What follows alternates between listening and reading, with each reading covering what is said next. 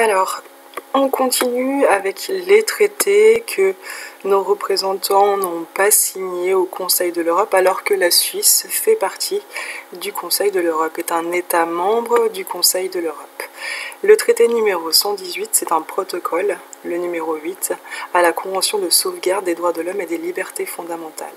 Ce protocole numéro 8 a été ouvert à Vienne, et il stipule ceci: ce protocole donne notamment à la Commission européenne des droits de l'homme la possibilité de se constituer en chambre d'au moins 7 membres pour examiner des requêtes individuelles qui peuvent être traitées sur la base d'une jurisprudence établie ou qui ne soulèvent pas de questions graves quant à l'interprétation ou l'application de la Convention.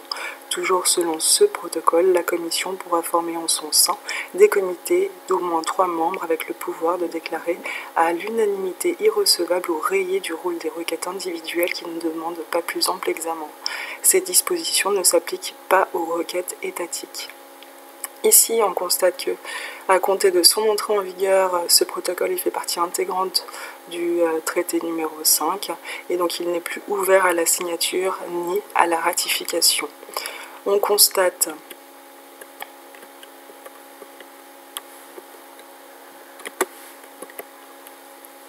donc que pour ce protocole 118, il y a comme avant signature, ratification, entrée en vigueur, éventuellement d'autres informations. Pour la Suisse, elle l'a signé en 85, en 87 l'a ratifié, en 90 la mise en vigueur.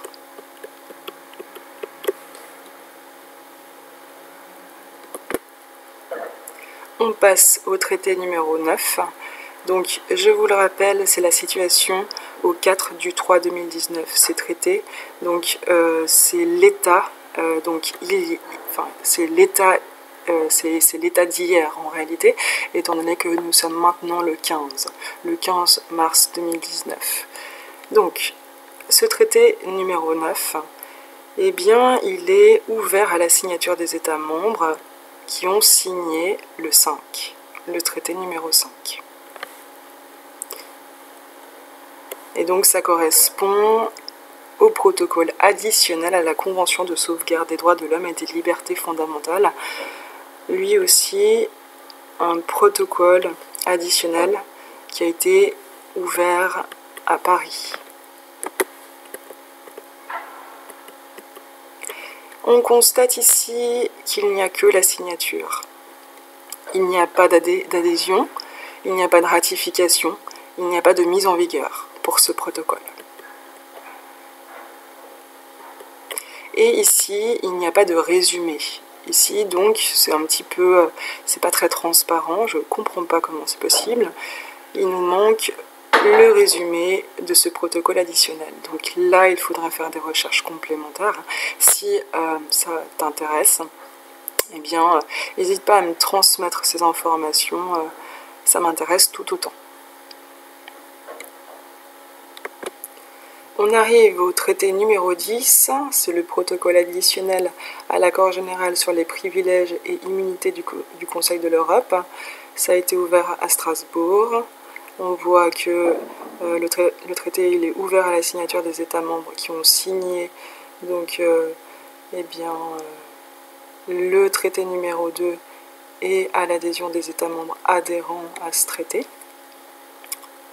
Donc en l'occurrence, ça concerne le protocole, en fait, il étend les dispositions de l'accord général du traité numéro 2 à d'autres catégories de personnes.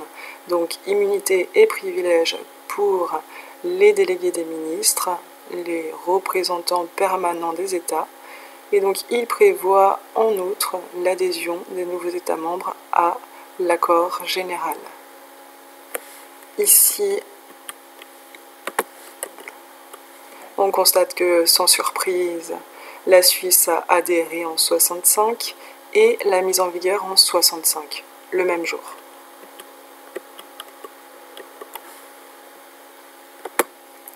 On arrive au traité numéro 12, ça concerne un accord intérimaire européen concernant les régimes de sécurité sociale relatifs à la vieillesse, à l'invalidité et aux survivants, ouvert à Paris cet accord concerne les régimes de sécurité sociale relatifs à la vieillesse, à l'invalidité et aux survivants.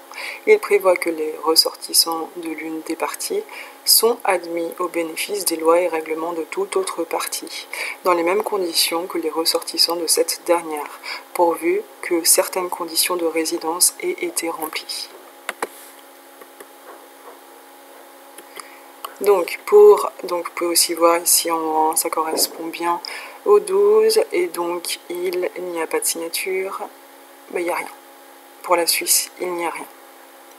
Ensuite, il y a le 12A, le traité 12A, c'est un protocole additionnel à l'accord intérimaire européen concernant les régimes de sécurité sociale relatifs à la vieillesse, à l'invalidité et aux survivants. C'est toujours à Paris. C'est un protocole additionnel qui étend les dispositions de l'accord 12 du traité 12 aux réfugiés. Et donc ce 12A, la Suisse, il n'y a rien.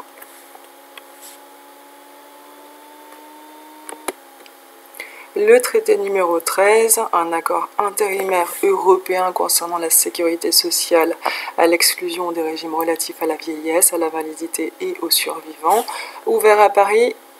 Cet accord concerne les régimes de sécurité sociale dans tous les domaines autres que les régimes concernés par accord intérimaire européen, concernant les régimes de sécurité sociale relatifs à la vieillesse, à l'invalidité et aux survivants, et ça se rapporte au traité numéro 12. Il prévoit que les ressortissants de l'une des parties sont admis au bénéfice des lois et règlements de toute autre partie, dans les mêmes conditions que les ressortissants de cette dernière, pourvu que certaines conditions de résidence aient été établies. On constate que pour ce 13, eh bien, il n'y a rien. On passe au traité 13A, qui est un protocole additionnel à l'accord intérimaire européen concernant la sécurité sociale à l'exclusion des régimes relatifs à la vieillesse, à l'invalidité et aux survivants. C'est à Paris que le traité a été ouvert, le protocole additionnel étant les dispositions de l'accord du traité 13 aux réfugiés. Et ce 13A, eh bien, il n'y a rien non plus pour la Suisse. Pas de signature, pas d'adhésion, pas de ratification, pas de mise en vigueur. Le traité numéro 14, c'est la Convention européenne d'assistance sociale et médicale, ouvert à Paris. Par cette convention, les parties s'engagent à accorder aux ressortissants d'autres parties qui sont au séjour régulier sur leur territoire et sont privés de ressources suffisantes la même assistance sociale et médicale que celle dont bénéficient leurs propres citoyens. Alors, ici, pour la Suisse, il n'y a rien. 14A, traité 14A, c'est un protocole additionnel à la Convention européenne d'assistance sociale et médicale, ouvert à Paris, le protocole additionnel étend les dispositions de la Convention 14 aux réfugiés. Pour la Suisse, il n'y a rien. On passe au traité numéro 16, la Convention européenne relative aux formalités prescrites pour les demandes de brevets.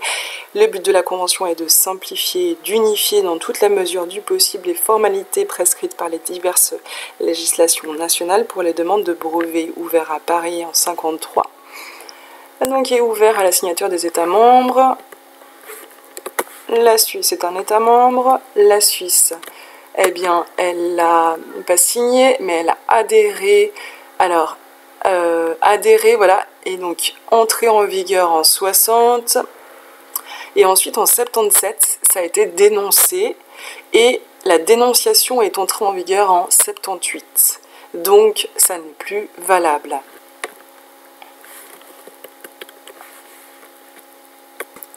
On continue avec le traité numéro 19, c'est la Convention européenne d'établissement, ouvert à Paris, ouvert à la signature des États membres du Conseil de l'Europe. Cette convention accorde aux ressortissants des parties les avantages suivants: des facilités de résidence prolongée ou permanente, des garanties contre l'expulsion éventuelle, la jouissance et l'exercice des droits civils au même titre que les nationaux, la protection légale et judiciaire, le droit d'exercer des activités lucratives, activités industrielles, commerciales, financières, agricoles, artisanales, professions libérales, dans des conditions déterminées par la Convention même.